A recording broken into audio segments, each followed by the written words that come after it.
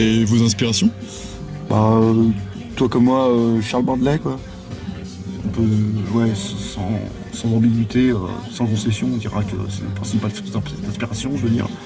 Charles Baudelaire, bah voilà, c'est un gars, un personnage, quoi. Un monsieur qui nous a donné beaucoup de cœur à l'ouvrage, quoi. Et sans lui, bon bah c'est sûr, on aurait été les mêmes, mais ça a été le petit plus, quoi, qui a fait le déclic Raffi Fuck et Cox, quoi. En termes d'inspiration, bon, on a plein d'autres sources. Hein. Toi, Cox, ce serait plus Charles Aznavour, Charles Aznavour, qui m'a beaucoup inspiré par rapport à ses textes et son engagement, et surtout cette émotion qu'il met à chaque fois dans ses chansons. Moi, ça me perturbe à chaque fois que je l'entends. C'est comme un mentor, en fait, un mentor musical. Ouais, donc pour ma part, ça aurait été plutôt Illuminati, sa dernière composition, j'ai les pieds trop petits mais je touche la terre. C'est-à-dire que bon, ça peut paraître incongru comme ça, et un peu complètement décalé, mais c'est-à-dire que c'est une vraie personne avec un vrai fond, un vrai protagoniste du 21e siècle, qui a su donner toute une... je sais pas qu'est-ce que serait le mot, mais une véritable coagulation de deux esprits.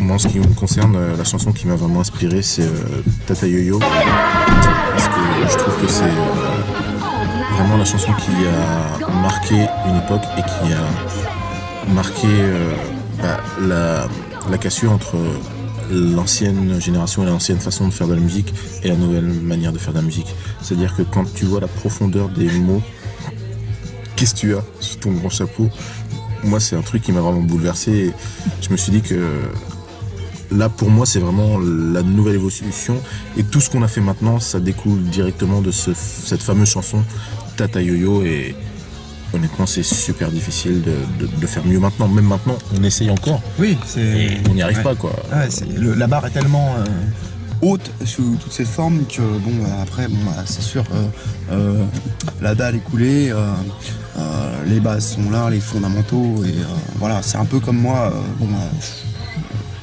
finalement je peux pas m'empêcher de le dire, c'est que il y a eu cette inspiration de Félix Gray et Didier Barbelivien à toutes les filles que j'ai aimées et qui sont devenues femmes maintenant. Ça c'était une osmose totale avec l'individu, l'inspiration et puis la créativité.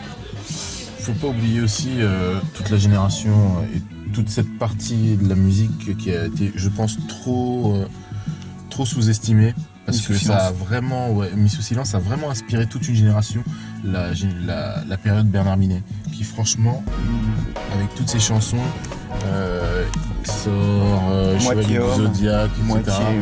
Moitié robot, et franchement, moi, ce qui me fait mal, c'est que cet homme n'a jamais été reconnu à sa juste valeur. Bernard Minet, c'est un artiste accompli. C'est vrai. Et c'est un peu de lui que je parle dans la nouvelle Intox, parce que de bouffeur de rire, artiste accompli, c'est lui l'artiste accompli. Ouais, c'est-à-dire que dans le XLR aussi, on retrouve c'est la même quintessence aussi, quoi. Dans le GR 125, c'est évident, quoi. C'est la logique. Je suis pas d'accord du tout. Non, je ne suis pas d'accord du tout. Pas d'accord du tout, mais on en a déjà parlé en fait, Cox. Tu sais que, il y a une route, d'accord ?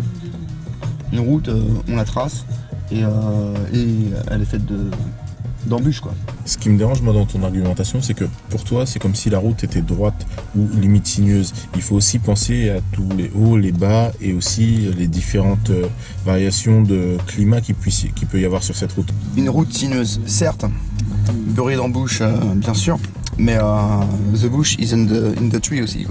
Ouais, mais en fait, ce qui est important, c'est que par rapport à cette route, tu oublies le train.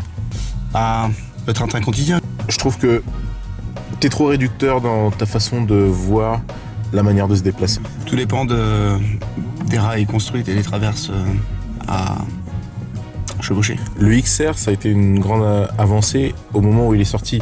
Mais on s'est très vite rendu compte qu'en fait, l'avancée n'était pas très poussé et qu'il est très vite devenu obsolète. Oui, mais la vache qui se fait traire n'est jamais absconte de toute velléité laitière. Oui, mais tu oublies trop facilement la façon dont on utilise l'épi. Ouais, c'est pas faux ça. L'épi quoi encore ? Le vent parfois. Ouais, Mais les couilles restent toujours au chaud.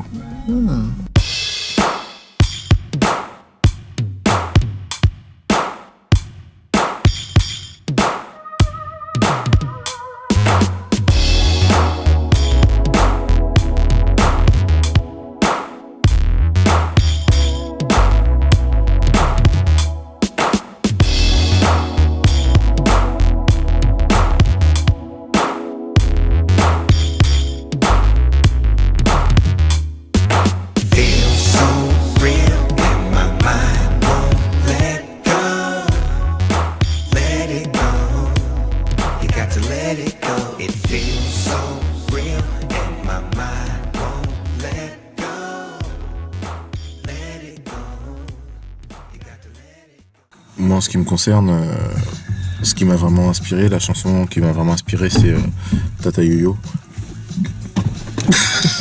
Rafa, putain. Non, je veux pas dégueuler. Non mais attends. 1, 2, 3.